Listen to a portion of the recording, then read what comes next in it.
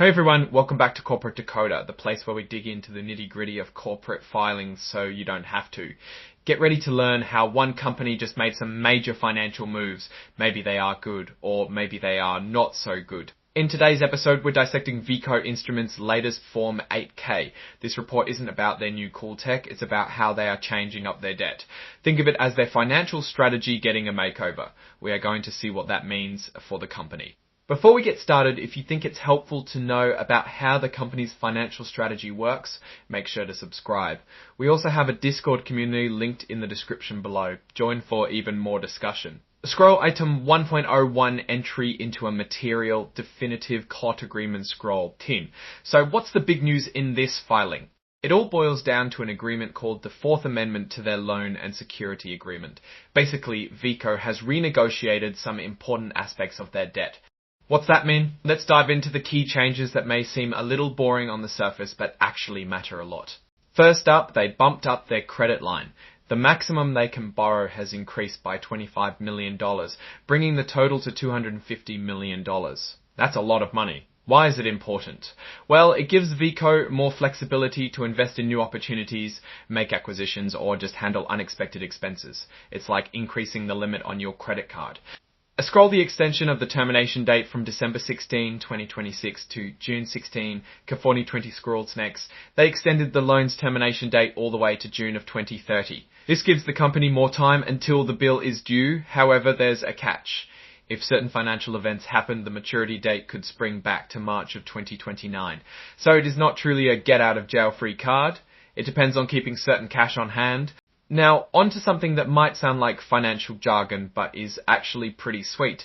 They managed to decrease the interest rate on the loan. This means Veeco will pay less in interest.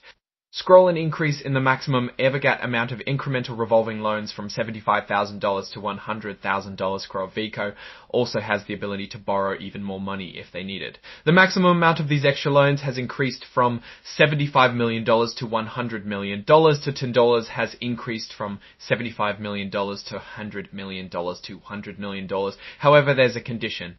They can only tap into these funds if their financial health, specifically something called the secured net leverage ratio, stays below a certain levels. Scroll an increase in the maximum secured net leverage ratio covenant from 250 to 1.0. Scroll speaking of that secured net leverage ratio, Veeco managed to loosen up the rules around it. Now they can have a bit more debt compared to their assets. Scroll Fourth Amendment to Loan and Security Agreement scroll.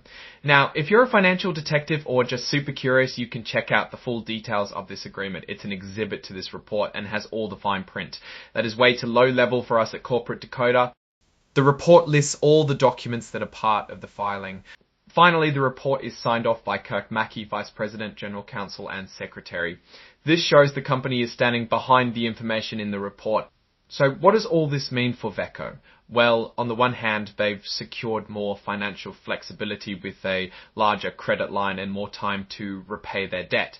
They've also reduced their interest expenses, which is always a good thing. However, increasing their borrowing capacity and loosening their debt ratio requirements could also be risky. If Veeco takes on too much debt and their financial performance falters, they could run into trouble down the road. It's a balancing act between growth and financial stability. Overall, this filing suggests that Veeco is positioning itself for future growth, perhaps through acquisitions or investments in new technologies. Whether this strategy will pay off in the long run remains to be seen, but it's definitely a significant move for the company and its investors. Alright, that's our breakdown of Veeco's latest filing. What's your take on these moves the company are making and what they signal for the company's future?